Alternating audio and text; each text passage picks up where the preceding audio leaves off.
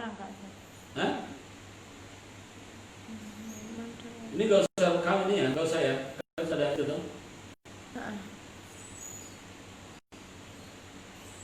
Saya belum biasa secara langsung.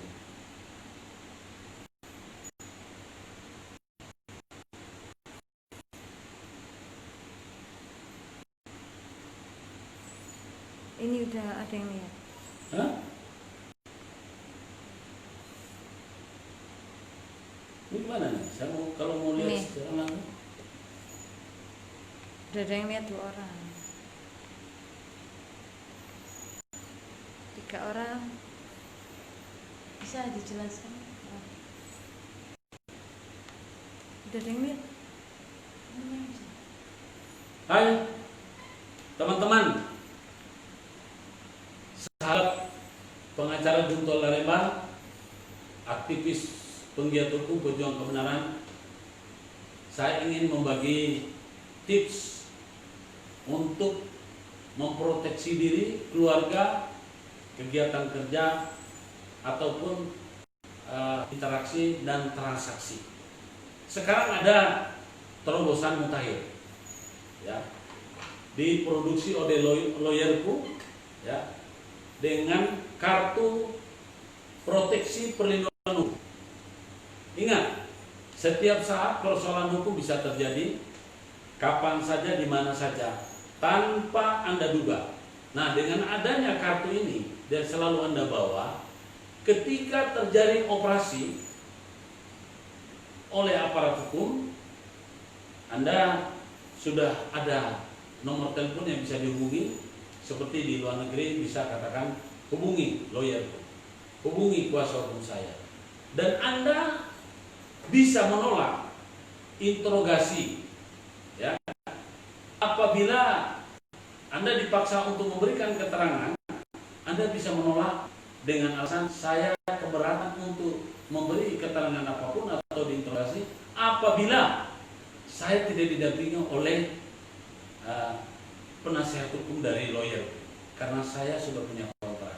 Ingat, dengan memiliki kartu lawyerku ini, Anda, keluarga lebih terjamin, ya. Bahwa apa? Sekarang ini persoalan hukum bisa jadi mainan, bisa jadi proyek bagi aparat hukum. Contohnya sekarang kita bisa lihat, ya, hukum kita dimainkan oleh mereka seolah-olah hukum itu tidak ada artinya. Yang berkuasa adalah aparat. Ingat, yang namanya polisi itu sebetulnya ada SOP dalam bekerja. Yang namanya polisi, penyidik, itu tugasnya melindungi, mengayomi masyarakat. Tetapi kenyataan kita lihat, ya, kalau tidak pandai-pandai, kita bisa jadi bulan-bulanan. Penyidik itu sebetulnya punya namanya kode etik, dan mereka itu ada sumpah. Terlebih-lebih jaksa. Jaksa itu ketika dia melanggar sumpah, sanksinya pemecatan. Dan apa yang sekarang ini belakangan kita lihat heboh. Apa yang heboh belakangan ini? Maaf, tanpa bermaksud menyudutkan, tapi kita bisa lihat. Ada rekan kami yang berperan sudah melampaui daripada perannya sebagai advokat, bukan yang menegakkan hukum, menegakkan keadilan, justru menjadi pelopor, ya, pelopor untuk mafia. Kemudian ironinya, petinggi-petinggi dari aparat hukum yang digaji oleh negara menggunakan uang rakyat, mereka ikut terlibat, seperti di kepolisian, kejaksaan. Prihatin kita, apalagi melihat foto-foto dengan tanda kutip, ya, saya tidak tahu apa itu benar apa enggak, tapi sepertinya apakah itu editan, tapi ada pengacara berfoto dengan ketua Mahkamah Agung. Padahal mungkin saja itu maksudnya foto pribadi, tapi dianggap seolah-olah sedang melakukan negosiasi. Mudah-mudahan saya keliru bahwa foto itu adalah bukan asli, bukan apa cuma editan, atau foto itu adalah foto memang bersama keluarga, bukan urusan mengatur perkara. Kalau itu benar, sungguh sangat memprihatinkan. Jadi sekali lagi netizen, ya, warga masyarakat Indonesia, kita ini sebetulnya hukum adalah panglima di negeri ini.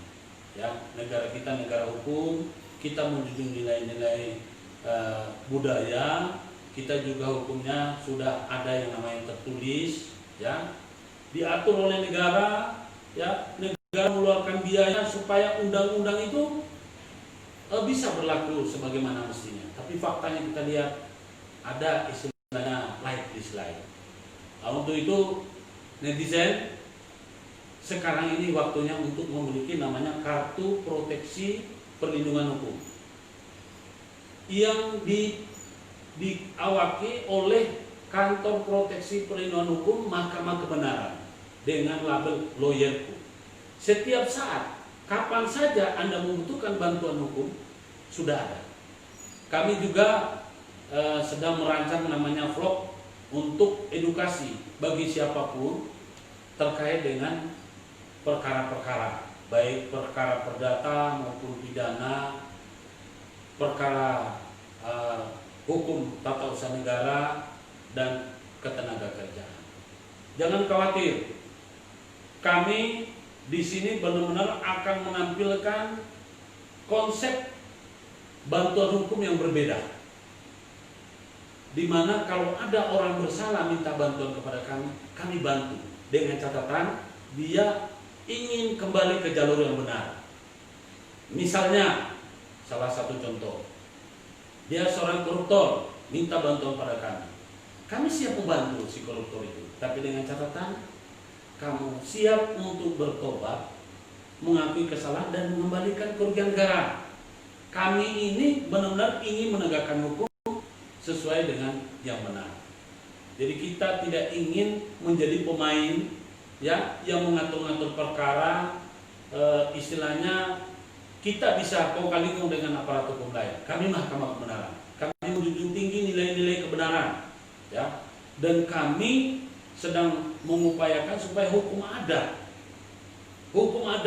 di mana di seluruh Indonesia ini kita punya budaya. Hukum adat kita jauh lebih baik daripada hukum negara, ya. Hukum adat bisa menyelesaikan perkara sulit, ya, menjadi ringan, perkara ringan menjadi tidak ada, damai. Tapi bukan berarti orang yang salah dibiarkan terus melakukan kesalahan. Namun harus ada namanya efek jerah dengan cara yang produktif, bukan efek jerah hanya pada saat itu kemudian dia ulang lagi. Nah, salah satu contoh misalnya ketika ada hubungan suami istri yang benar-benar tidak bisa disambung lagi, bukan berarti harus terjadi permusuhan, ya, kita selesaikan. Oke, kalau mau pisah, pisahlah dengan cara yang baik, ya. Tapi kalau bisa jangan sampai kita pisah lalu perang. Ya, ini yang jadi nggak benar.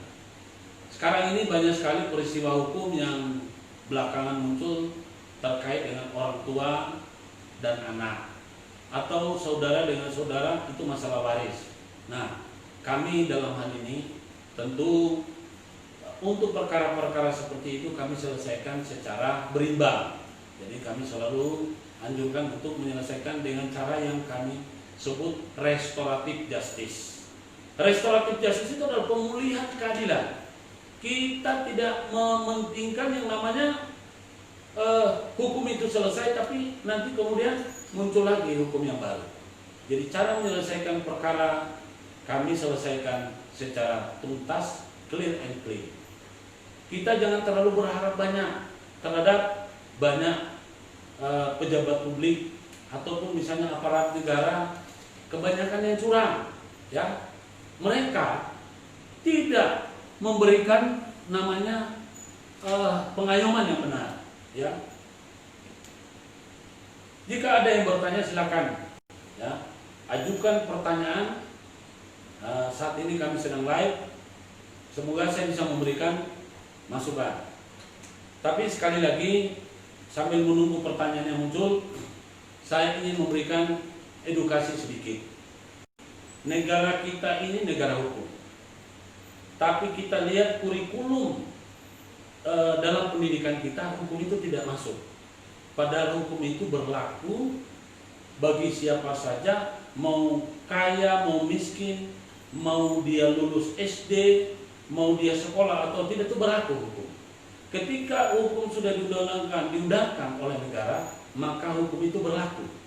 Karenanya saya sangat mengharapkan, ya, sebagai aktivis penggiat hukum pejuang kebenaran dan ketua proteksi perlindungan hukum Mahkamah Kebenaran yang juga advokat, saya merupakan simbol perlawanan, koreksi terhadap kebijakan-kebijakan pemerintah yang tidak berpihak pada masyarakat.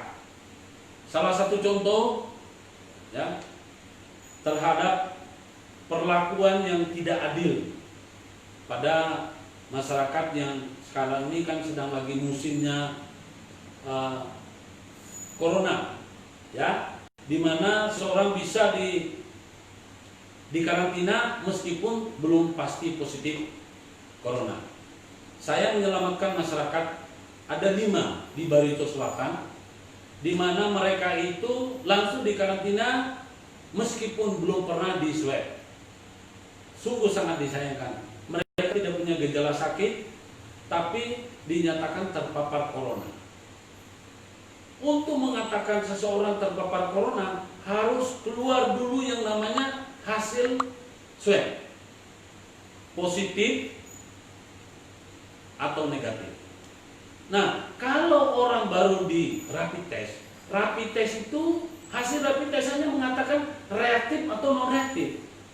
Nah, sebagai pembelajaran buat teman-teman netizen, ya, bahwa untuk corona ini, pertama memang tugas kita merupakan tugas kita bersama untuk memutus penyebaran virus corona ini. Tapi kita tidak bisa pasrah bokohan. Artinya begini, Anda juga perlu pengetahuan bahwa yang namanya terpapar corona, pertama sakit dengan gejala yang memang corona. Kedua, sudah ada hasil laboratorium terhadap swab yang mengatakan bahwa positif. Nah, oleh pemerintah melalui satuan tugas penanggulangan corona itu, yang positif tanpa gejala sakit boleh karantina mandiri. Nah, karantina mandiri itu artinya mengurung di suatu tempat, ya, bukan di bawah fasilitas pemerintah, tapi fasilitas pribadi. Kemudian tidak boleh berinteraksi dengan dunia luar, apa maksud dengan orang lain, bersentuhan, boleh berbicara tapi jaga jarak. Nah, itu namanya karantina mandiri. Terhadap orang yang punya gejala sakit pun, kalau sakit ringan masih bisa karantina mandiri. Nah, tetapi kalau ada rumah sakit yang mengkarantina orang tanpa ada hasil laboratorium yang berangkat dari swab, itu ada yang perlu dipertanyakan. Inilah yang sempat dibahas di DPR RI, ya, ketika ada rapat kerja bersama Menteri Kesehatan, bahwa banyak, ya, para medis yang melakukan praktek-praktek seperti ini. Orang nggak sakit dibilang sakit, orang tidak positif dibilang corona. Ini berbahaya sekali. Untuk itu, melalui daripada kesempatan ini, saya ingin memberikan tips. Pertama, kalau saudara atau keluarganya itu dilakukan rapid test itu bukanlah menentukan orang ini terpapar corona atau tidak, ya. Hanya rapid test itu hasilnya akan mengatakan reaktif atau non reaktif. Kedua, ketika dilakukan swab itu hidung dan tenggorokan diperiksa, lalu akan dibawa ke laboratorium. Untuk jangka waktu yang melampaui dari beberapa jam, itu maka itu tidak bisa, laboratorium nggak bisa. Jadi sebaiknya sudah paling lama itu 12 jam kalau bisa. Tapi ada toleransi, saya tidak terlalu hafal. Yang pasti ketika habis diambil hasilnya langsung dibawa ke laboratorium. Tolong diingat, kalau yang diperiksa itu ada 100 orang, kira-kira laboratorium itu sanggup nggak memeriksa? Dia punya nggak fasilitas untuk 100 orang? Dikhawatirkan kalau berlebihan, kemudian diperiksa secara serentak, ya, laboratoriumnya terbatas. Kira-kira mereka itu memeriksa, nanti sembarangan, ya. Karena itu kepada para medis yang kami hormati, yang kami cintai, tolong jangan sembarangan memberikan predikat positif corona kepada masyarakat, karena sanksi sosialnya sangat tinggi, ya. Ketika seseorang sudah dinyatakan positif corona, mau tidak mau, ya, mereka keluarganya akan diasingkan atau digujikan, ya. Dokter itu ada namanya sumpah, ada kode etik, kemudian dia juga bekerja berdasarkan undang-undang tentang praktek kedokteran. Tidak boleh sembarangan membuka rahasia yang belum pasti, ya. Nah, kemudian ketika seseorang itu sudah dinyatakan positif corona, maka ada dua: apakah karantina mandiri atau karantina sesuai anjuran pemerintah. Pak, ada yang bertanya, maaf Pak pengacara, saya mau tanya, apakah bila seseorang menolak untuk rapid test atau di swab, apakah bisa kena jerat hukum? Jadi begini, rapid test yang dilakukan oleh pemerintah tujuannya untuk mengetahui apakah seseorang itu memang terindikasi corona atau tidak. Nah, jadi ada dua, kita ada jalan kompromi. Pertama begini, Bapak Ibu yang menanyakan itu, bahwa rapid test dan swab itu sebetulnya bukan kepentingan pemerintah, tapi kepentingan seseorang. Nah, ketika Anda memang terindikasi karena pernah berinteraksi dengan orang yang positif corona, sebaiknya jangan menolak. Yang penting, Bapak nggak usah khawatir. Perhatikan panduan ini. Ketika hasil swab mengatakan Anda positif, ya, Anda boleh saja tidak mau dikarantina, ya, melalui fasilitas pemerintah. Tapi kalau bicara masalah hukum, tidak ada sanksi hukumnya. Hanya kalau memang Anda pernah berinteraksi, bersentuhan dengan ini, atau keluarga Anda ada yang memang terjangkit, atau misalnya ada yang dinyatakan terkonfirmasi positif corona, lalu Anda menolak, apa alasannya Anda menolak? Ya, tentu saja Anda kalau sampai menolak padahal Anda sudah jelaskan dalam keluarga, bukan cuma sekedar sanksi sosial, tapi memang harus Anda diberikan apa yang namanya, ya, sanksi hukum ada, pasti saja kalau memang Anda tidak punya alasan yang kuat, ya. Tapi kalau Anda punya alasan yang kuat untuk menolak, tidak ada masalah. Karena hak hidup sehat itu adalah merupakan bagian daripada hak setiap, hak asasi, hak yang paling asasi, yang mendasar bagi manusia itu sendiri. Jadi kalau pertanyaannya apakah kalau kita menolak rapid test ataupun swab yang diadakan pemerintah, tentu lihat, saya tidak bisa mengatakan bahwa itu tidak sanksi hukum. Kalau memang kita ada alasan untuk harus di rapid test, ya tentu kita tidak boleh menolak, karena itu adalah merupakan suatu keinginan bersama untuk memutus rantai penyebaran daripada virus, ya. Nah, tapi kalau misalnya Anda merasa bahwa saya keberatan, ya Anda langsung minta saya karantina mandiri, Pak, saya tidak mau di swab, saya takut di swab, saya takut di rapid test. Nah, silakan, tapi dengan catatan Anda harus mengikuti protokol kesehatan. Saya rasa itu, ya. Ya, jadi sekali lagi saya lanjut bahwa corona ini bukan, sebetulnya jangan kita salah pemerintah terkait corona dan masalah yang instruksi dari pemerintah. Sebetulnya bukan pemerintah kita. Nah, saya bukan pembela pemerintah, saya cuma ingin meluruskan. Selama ini terhadap corona ini dianggap bahwa kesalahan pemerintah. Keliru. Kesehatan itu adalah di bawah WHO, Badan Kesehatan Dunia. Jadi Menteri Kesehatan ini ataupun kepala pemerintahan di seluruh dunia tidak bisa menolak tidak bisa membuat aturan sendiri karena ini sudah merupakan WHO punya SOP. Jadi terhadap adanya corona, ciri-ciri corona, kemudian matinya harus menggunakan protokol kesehatan corona ataupun apa, itu bukan instruksi dari pemerintah. Jadi jangan keliru. Pemerintah ini sebetulnya hanya memfasilitasi, tapi yang paling dominan di sana adalah WHO. Kalau Anda mau salahkan adalah WHO, coba lihat Amerika, lawan WHO. Bukan melawan apa, jadi justru Presiden Amerika itu menganggap bahwa WHO itu bekerja sama dengan Cina.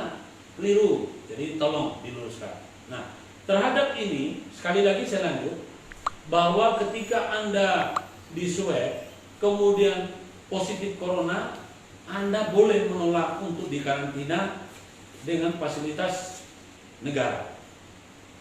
Anda boleh meminta fasilitas untuk karantina mandiri, ya.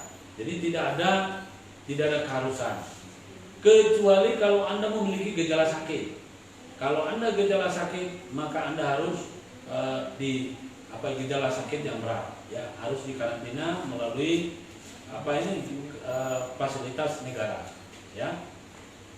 Saya rasa itu yang paling hakikat, bahwa Anda berhak untuk menerima karantina yang disediakan negara. Anda juga berhak untuk melakukan karantina sepanjang Anda bisa mengikuti protokol COVID itu. Ada lagi pertanyaan yang lain? Ya. Jadi, oke, ini ada pertanyaan tapi sudah kelewatan. Sekarang yang mau saya turunkan terkait dengan masalah karantina. Jadi karantina itu, persyaratan karantina, ya ini mohon dipahami, bahwa karantina itu pertama tujuannya kan untuk memutus, ya, memutus namanya rantai penyebaran virus. Tentu kalau karantina yang benar, yang ditangani oleh negara adalah satu, setiap ruangan satu orang, ya. Kemudian orang yang dikarantina itu beda, istilahnya gini, jauh lebih berat karantina kesehatan karena COVID ini daripada orang di penjara. Jadi kalau penjara kita masih bisa berinteraksi dengan sanak keluarga pada hari tertentu, ada jam besuk. Tapi kalau karantina di rumah sakit terkait dengan orang yang terkonfirmasi positif corona, tidak bisa dijenguk. Itu karenanya Anda perlu memperhatikan di sini, Anda harus menghargai protokol kesehatan. Tapi dari para medis juga tolong bisa melihat bahwa jangan terlampau mudah memvonis seseorang ini corona. Karena corona ini bukan sekedar main-main. Satu orang yang terkonfirmasi corona, seluruh anggota keluarganya harus diasingkan, harus diisolasi. Nah, jadi ini tolong harus kita equal. Masyarakat harus patuh pada anjuran pemerintah dalam hal ini Satuan Tugas Penanggulangan Corona. Nah, teman-teman para medis juga harus memberikan yang namanya atensi. Tolong jangan terlampau mudah memvonis orang corona. Karena apa? Ketika seseorang sudah dikoronakan, maka keluarganya otomatis, antara keluarga saja sudah tidak mau ketemu. Bahkan ada yang anaknya nggak mau pulang ke rumah gara-gara orang tuanya terkonfirmasi corona. Ini kan menjadi fatal. Padahal hasil yang disampaikan itu masih samar-samar. Jadi mohon kita equal. Nah, ini adalah merupakan suatu tips bahwa kalau orang sudah dikarantina, ya, pertama harus yang bersangkutan jaga kesehatan. Kedua, harus berusaha bagaimana menghindari sentuhan atau kontak langsung dengan orang-orang yang negatif corona. Lalu ketiga, usahakan harus ada terapis dari diri sendiri, ya. Pertama, jaga vitalitas, imun, ya. Karena corona itu sampai sekarang berdasarkan fakta yang kita ketahui belum ada obatnya atau vaksin yang pasti yang bisa membunuh virus corona. Nah, yang bisa membunuh virus corona pertama dari imun tubuh kita. Nah, Anda wajib mengkonsumsi makanan-makanan yang bergizi. Kemudian sebisa mungkin harus berjemur sehingga mendapatkan terleh. Lalu pakaian itu dicuci oleh dicuci oleh orang yang khusus, ya, sesuai dengan protokol kesehatan. Jadi nggak ada ceritanya pasien terkonfirmasi positif corona lalu pakaiannya dicuci sama keluarga, itu nggak ada ceritanya, ya. Harus dicuci oleh laundry yang memang khusus untuk membasmi corona. Nah, kemudian tolong supaya diperhatikan juga, kadang-kadang dianggap bahwa orang yang sudah masuk ke karantina swabnya ini 2 minggu sekali, itu keliru. Jadi kalau bisa swab ini tiap hari. Tapi kalaupun misalnya nggak bisa tiap hari, 2 hari sekali. Kalaupun nggak bisa karena padatnya orang yang di swab 3 hari. Tapi jangan melebihi dari itu. Di tempat tertentu orang yang di swab itu bisa jadi seminggu 2 minggu baru di swab, kan keliru. Karena kenapa? Corona itu positif itu bisa jadi negatif ketika semua sudah berjalan dengan baik. Misalnya, ya, seorang yang terkonfirmasi positif itu corona, dia bisa jaga kesehatannya, jaga imunnya, kemudian dia bisa insya Allah dengan mengkonsumsi vitamin dan makanan yang bergizi, dia akan sembuh dengan sendirinya berdasarkan keterangan. Dan orang kalau sudah kebal itu bagus sekali. Jadi sekali lagi saya ingin mengatakan bahwa sekarang ini dengan adanya masa-masa pandemi, jangan kita menyalahkan siapa-siapa. Para medis itu sudah bekerja secara maksimal. Cuma memang ada sebagian karena kelelahan, karena mereka tidak bisa, tidak ada waktu untuk ketemu keluarga, namanya ada kulfa atau lalai, nggak sadar, nggak sengaja. Nah, tapi kita harus bisa mengingatkan. Kalau kemarin waktu di swab sebetulnya kita ini tidak kenapa-kenapa, hanya karena ada kelalaian dari para medis sehingga kita dinyatakan positif. Mungkin kali ini kita harus kontrol, Pak, tolong hasilnya. Jadi berdasarkan undang-undang praktek kedokteran, seorang pasien itu berhak, ya ingat ya, undang-undang praktek kedokteran, ya, seorang pasien berhak menerima hasil laboratorium. Dan ingat, setiap tindakan medis oleh para medis akan dilakukan kepada pasien, baik itu pasien umum maupun pasien khusus seperti pasien corona, itu harus berdasarkan izin dan persetujuan dari pasien sendiri. Kalau tidak, itu menyalahi aturan. Ya, jadi itu yang perlu saya sampaikan kepada netizen terkait masalah COVID-19. Tapi terkait dengan hal lain, ya, masalah umum yang sekarang ini sedang marak, ya, perlu memang netizen itu sekarang ini perlu lebih peka, di mana kita tahu bahwa yang tanpa jabatan, tapi yang tinggi pun jabatan justru mereka yang memainkan hukum ini. Sungguh miris kita sebagai generasi muda, sebagai anak negeri. Kenapa? Saya selaku pengacara, sebagai pengacara dari Mahkamah Kebenaran, sangat prihatin dan tidak sepakat dengan adanya pengacara yang menjadi mafia. Ya. Karena pekerjaan pengacara itu adalah menegakkan kebenaran, ya. Kita pengacara itu menegakkan kebenaran dan keadilan.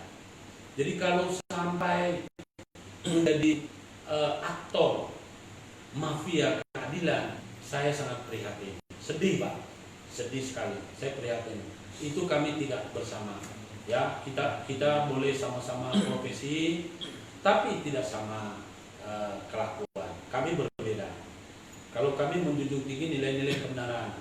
Kalau memang salah, kita bilang salah. Yang penting bagaimana cara memperbaiki. Karena yang tidak boleh salah cuma Tuhan sama malaikat, ya. Tapi kalau namanya manusia biasa gudangnya salah, ya.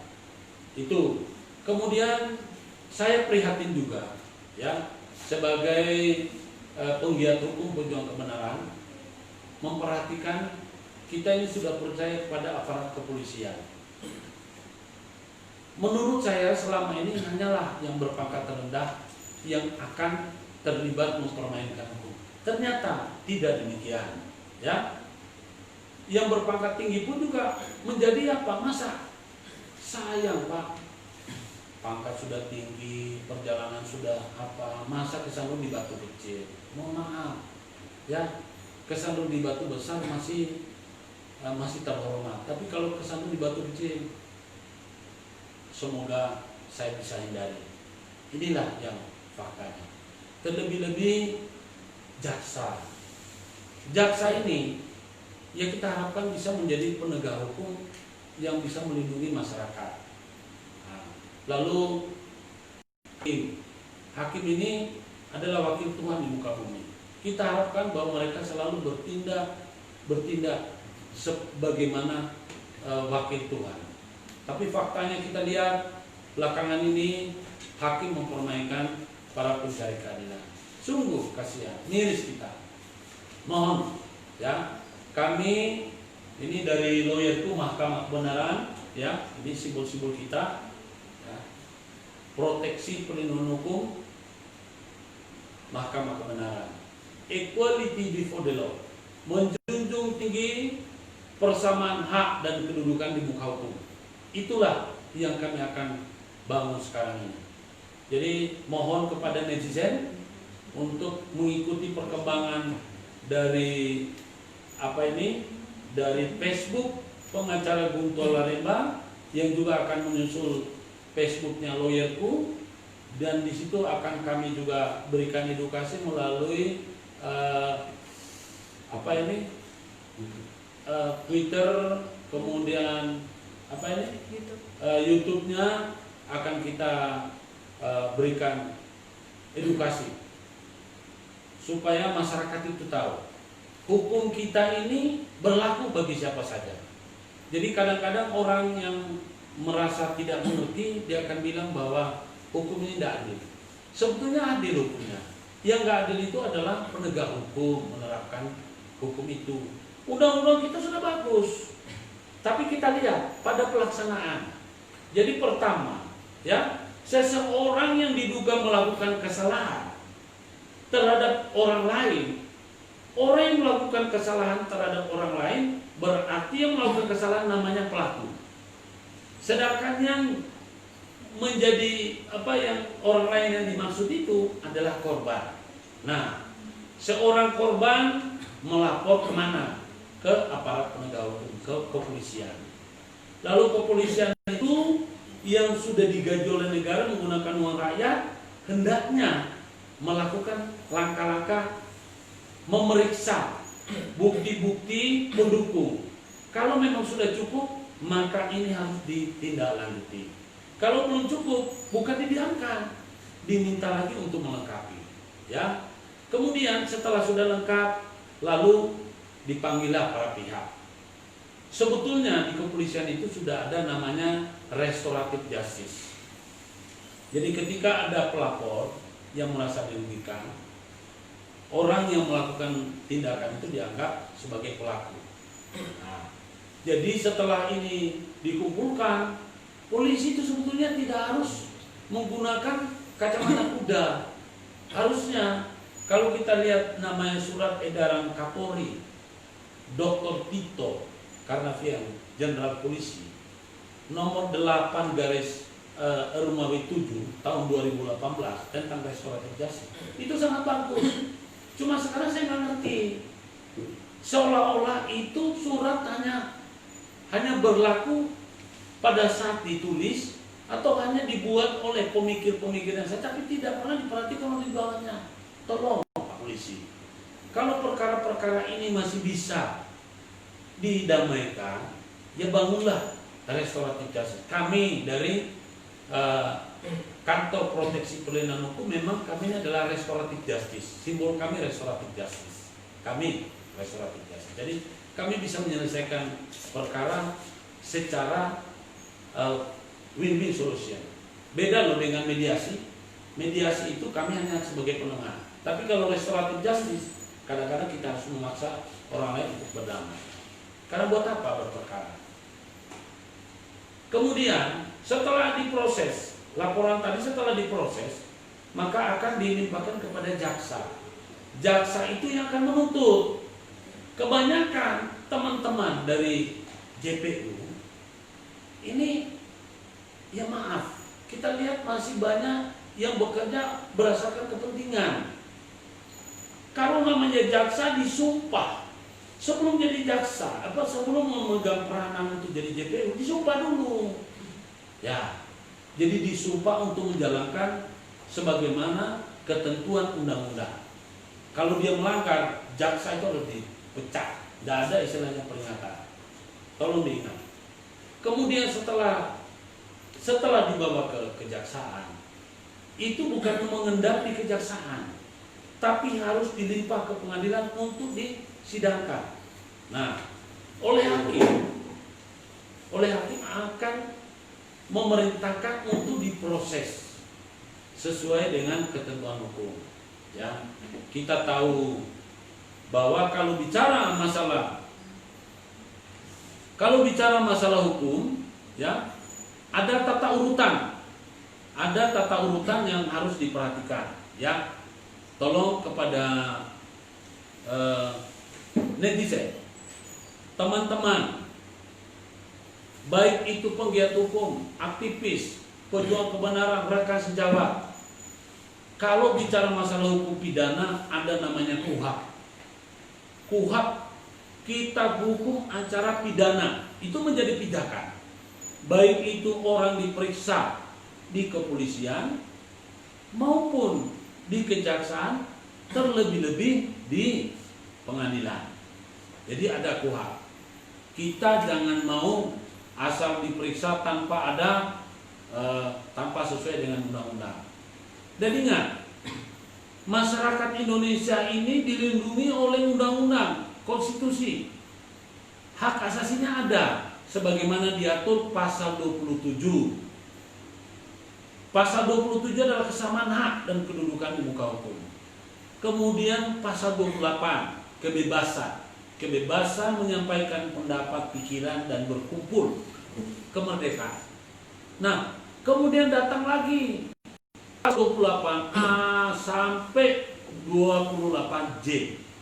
Itu bukan sekadar tulisan, tapi itu yang menjadi dasar bagi setiap orang, ya, masyarakat Indonesia, dilindungi hak-haknya. Ya.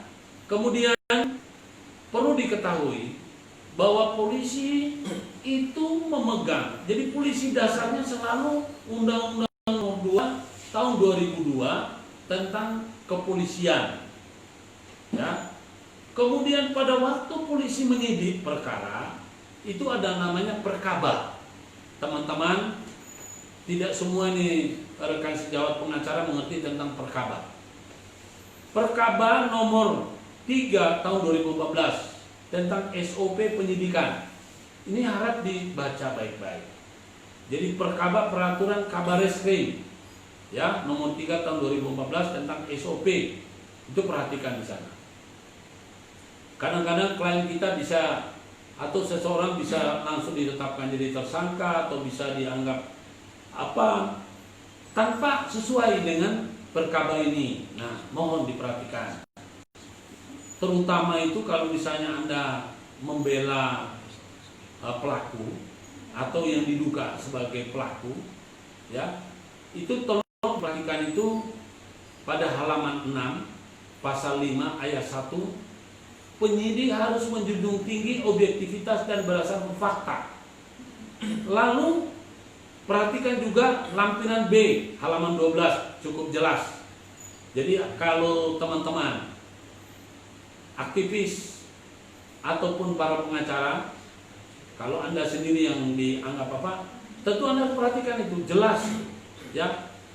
Lampiran B halaman 12 harus jelas. Peristiwa tindak pidana apa yang dilakukan seseorang? Bagaimana terjadinya tindak pidana tersebut? Kenapa tindak pidana itu bisa terjadi? Apa dan bagaimana modusnya? Ya. Di mana kejadiannya? Ya. Tindak pidana tersebut. Benda apa saja yang terkait terhadap itu? Nah, ini. Kadang-kadang pengacara asal ini aja dampingi begitu ya harus dilihat, ya.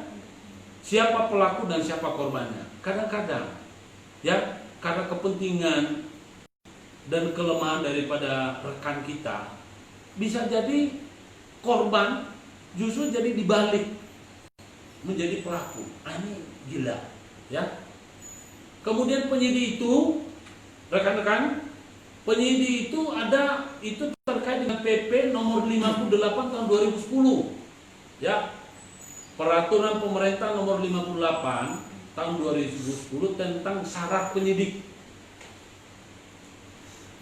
Nah, kemudian Perkap nomor 1 tahun 2012 tentang kepangkatan syarat penyidik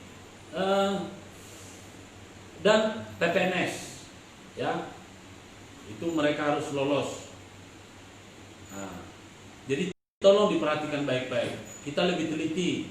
Kalau netizen itu kebetulan menjadi korban atau menjadi apa, silakan dicatat nomor telepon saya. Ya, sewaktu-waktu barangkali saya ada waktu, Anda bisa berdiskusi. 085 2311 50281. Saya ulang, 085 2311 50281 atau 081 357 765 165. Ya. Ini perlu diperhatikan. Ya. Selanjutnya, kejaksaan itu sesuai dengan undang-undang Kejaksaan pasal 2 nomor 16 tahun 2004 atas perubahan dari Undang-Undang nomor 5 tahun 1991 tentang kejaksaan. Jaksa itu punya sumpah. Nah, tolong diperhatikan teman-teman. Jaksa punya sumpah pada pasal 10 ayat 1 dan ayat 2. Itu harus diperhatikan. Ya. Kebanyakan teman-teman ini tidak mendapatkan pengetahuan itu dapat. Jadi saya akan berbagi ilmu. Lalu jaksa dalam melakukan dakwaan itu ada surat edaran Jaksa Agung Muda tentang pedoman pembuatan dakwaan. Nah, ini saya lihat teman-teman banyak yang kurang perhatikan. Ya, pedoman pembuatan dakwaan, surat dakwaan. Jaksa harus memperhatikan itu.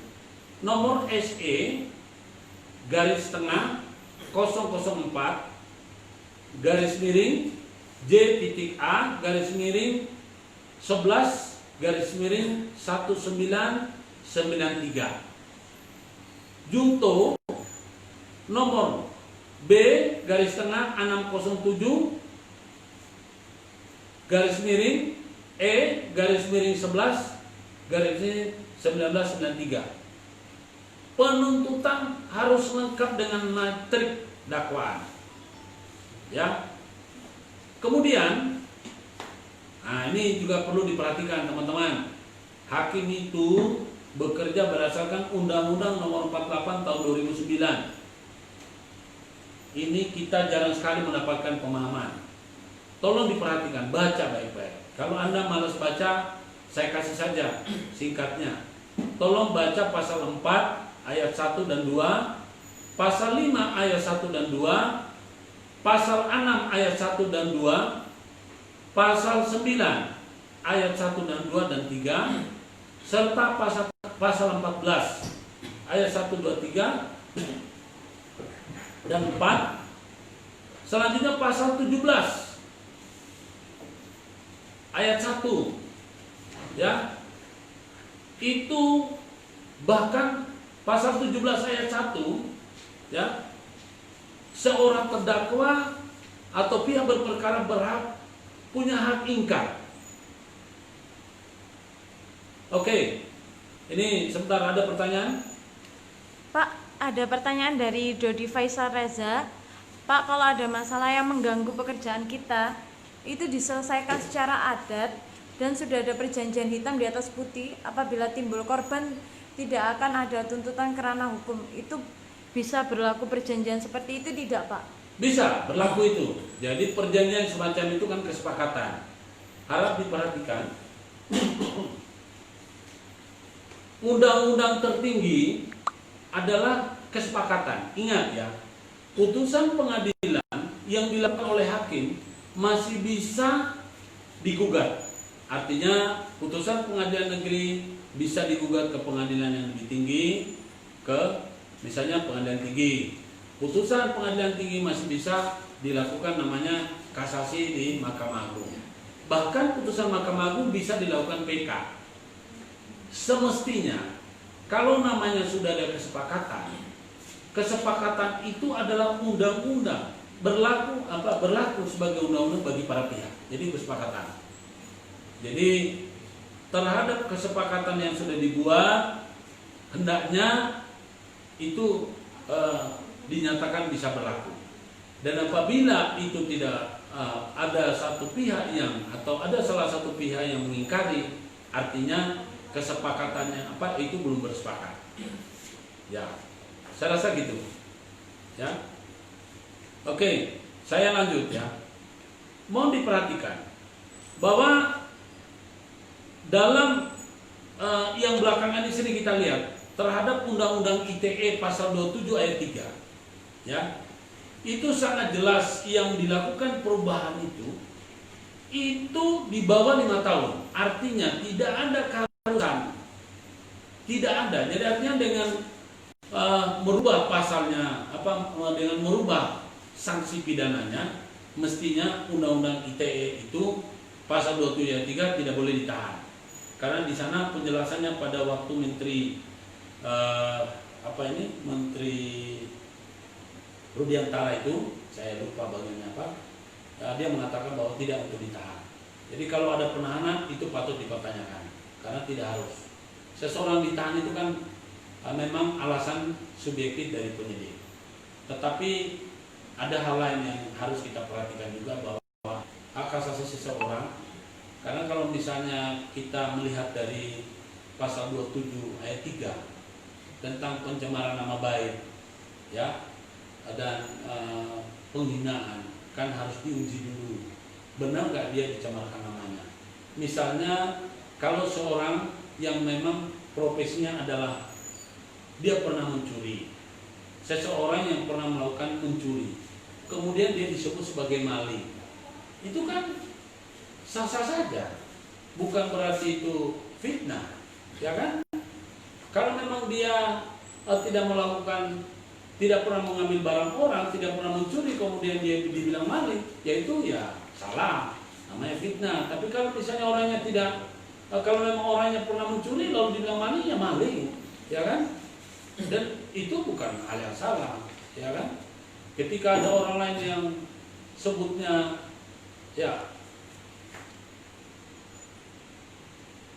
edukasi tentang tentang protokol kesehatan. Silakan, apa yang dimaksud. Jadi setelah itu,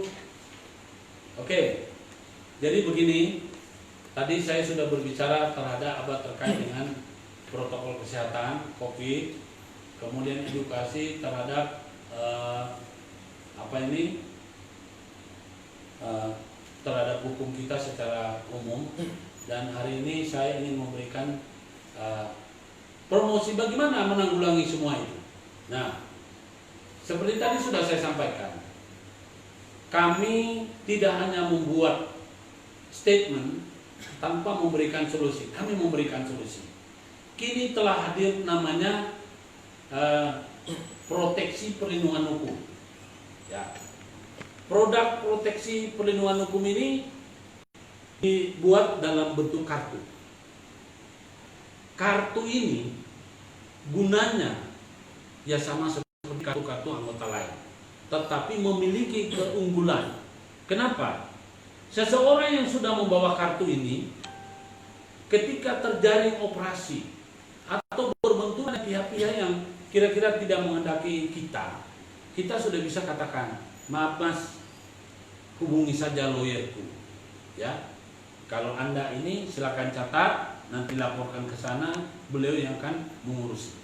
Nah, ini kartunya seperti ini, ya, ini kartu. Lalu di belakangnya ini kartunya, di sini ada nomor telepon. Tolong diterima dulu. Oh ya, sudah. Jadi ini ada di kartu. Kemudian di belakangnya ini ada, kartu ini berfungsi sebagai surat kuasa. Ingat, yang mahal, yang sulit adalah surat kuasa. Setiap orang yang berbenturan masalah tidak mungkin bisa dibantu oleh pengacara atau siapapun tanpa ada surat kuasa. Nah, di sini faedahnya seseorang itu sudah diberikan surat kuasa sebelum ada persoalan. Jadi surat kuasa umum untuk semua perkara, ya. Sekali dia mendaftar menjadi anggota, dia akan memperoleh namanya surat kuasa yang berlaku umum, ya.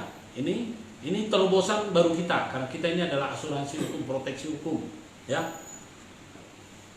Setiap ada perkara dibuatkan tapi untuk sementara dalam kondisi darurat, ketika terjadi operasi, misalnya karena narkoba, atau karena korupsi, atau karena terjadi perkelahian, sehingga dia harus diinterogasi, maka dia berhak untuk menolak diinterogasi.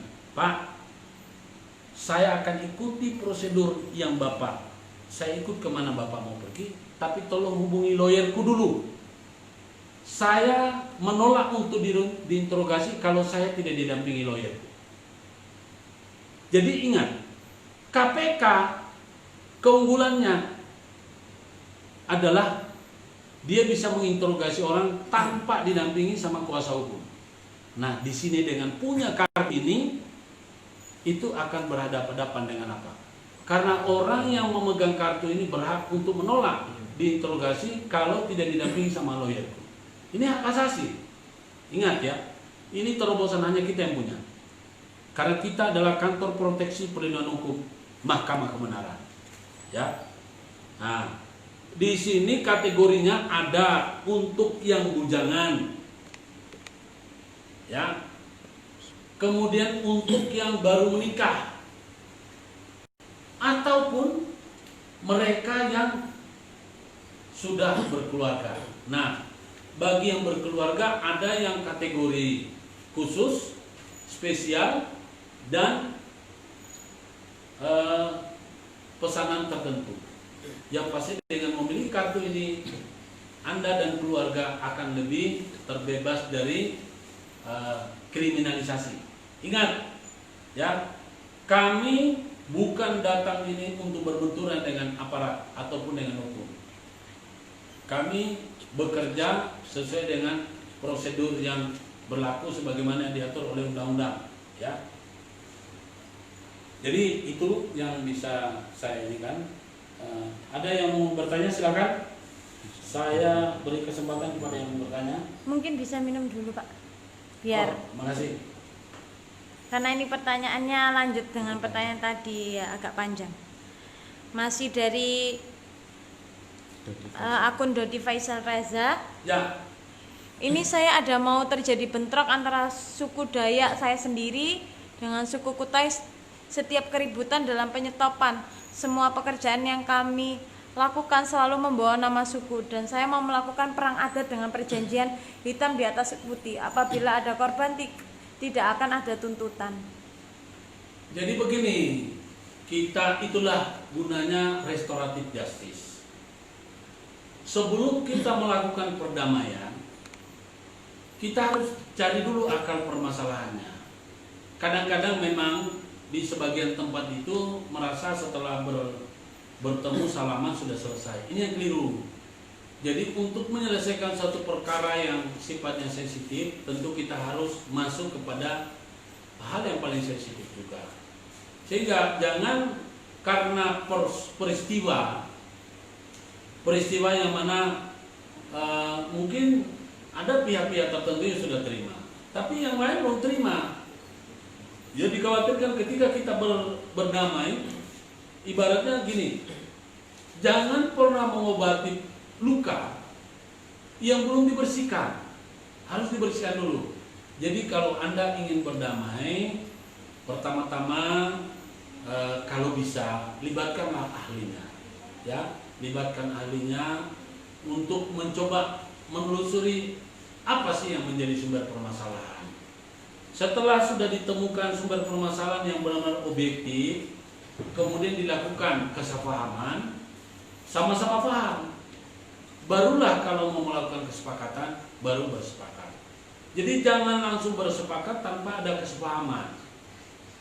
Untuk itu kami selalu bersedia untuk memberikan kesempatan kepada netizen atau kepada teman-teman. Silakan hubungi nomor kami yang selalu ada. Jadi coba diulang lagi pertanyaannya. Sudah cukup jelas? Oke. Silakan. Jadi itu yang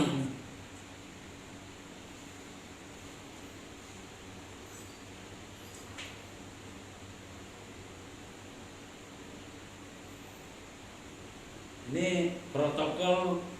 Nah ini. Di sini lawyerku, ini proteksi perlindungan hukum Mahkamah Kebenaran, ya.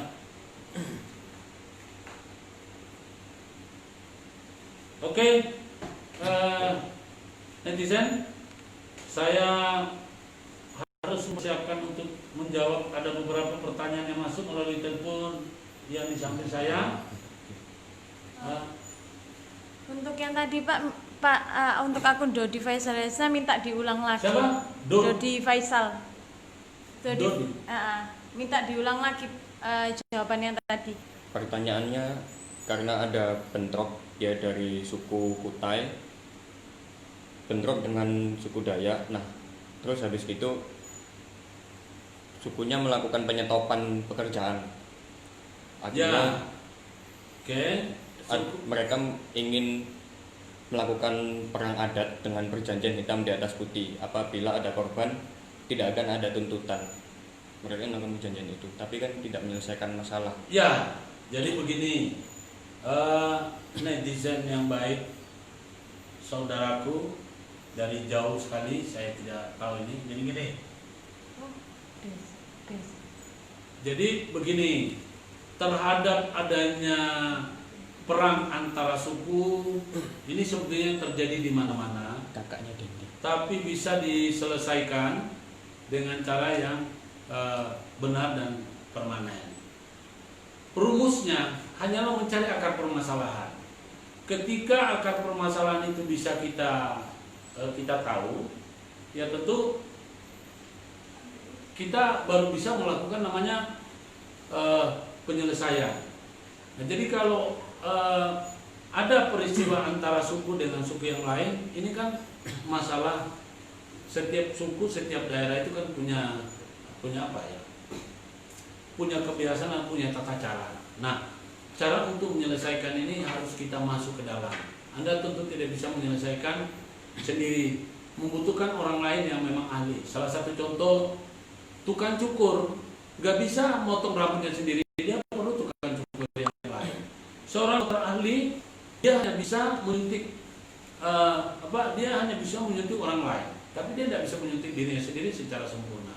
Untuk itu, saran saya gini, sebelum melakukan perang adat ataupun kesepakatan adat, sebaiknya dibicarakan baik-baik. Harus dicari dulu sumber permasalahannya apa. Adanya suatu tindakan di satu pihak tentu punya alasan. Jadi kita kadang-kadang karena kita itu tidak pernah mengerti tentang alasan orang, dan orang tidak pernah mengerti alasan kita, maka tidak akan pernah ketemu. Harus ada pihak lain yang menjadi jembatan. Nah itulah seorang restorator kenapa dibutuhkan dan kenapa seorang restorator bayarannya mahal. Karena apa? Dia bisa hadir di kedua belah pihak dan dia siap menerima risiko. Ya, tidak gampang. Kami pernah menyelesaikan masalah di Sulawesi, itu sudah pertumpahan darah. Biasanya di sana itu kalau sudah namanya dendam, itu dada ampun. Tapi alhamdulillah setelah kami masuk, kami coba hadir dengan cara yang tentu full tim, kita datangi. Kita datang kemudian kita ngomong apa sebuah permasalahan. Oh gini, di sini, ya akhirnya apa ketemu bahwa ada harga diri di sana. Kalau sudah bicara masalah harga diri, maka sulit. Untuk itu saudaraku, sebaiknya perlu dilakukan investigasi secara mendalam dan sungguh-sungguh, kemudian biar tahu permasalahannya. Anda sulit untuk menyelesaikan suatu masalah, ibaratnya gini,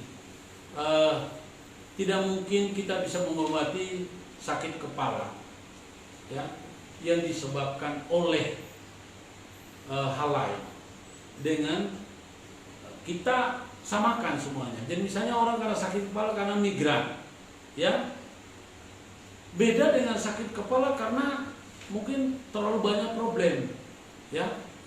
Sama dengan ada orang karena pencernaannya, ya, atau karena apa. Jadi harus kita mengobati sesuai dengan, harus kita menyelesaikan masalah sesuai dengan proporsinya lah. Begitu barangkali. Cukup jelas? Cukup jelas. Tadi itu dari Kak Dodi. Hah?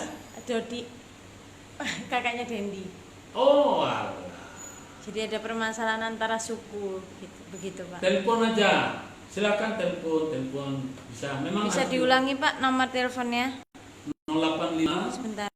2311 50281. Berapa Pak? Hubungin di 085 2311 085 2311 ya 50281. 50281. 081 Iya. 357 765 Ya. 081 357 765 ya. Nah ini jadi sebaiknya orang-orang yang punya itu harus punya kartu ini. Jadi kita maju mendampingi mereka itu dengan legal standing bahwa mereka adalah anggota dari lawyerku. Kita bertindak untuk menjadi restorator. Nah, ini. Oke, kira-kira itu dulu. Apa kita sambung untuk di lain kesempatan? Ya, besok bisa. Ya, oke. Salam kebenaran, lawyerku. Proteksi pelindungan hukum Mahkamah Kebenaran menjunjung tinggi persamaan hak di muka umum. Salam kebenaran, salam kebenaran, salam kebenaran.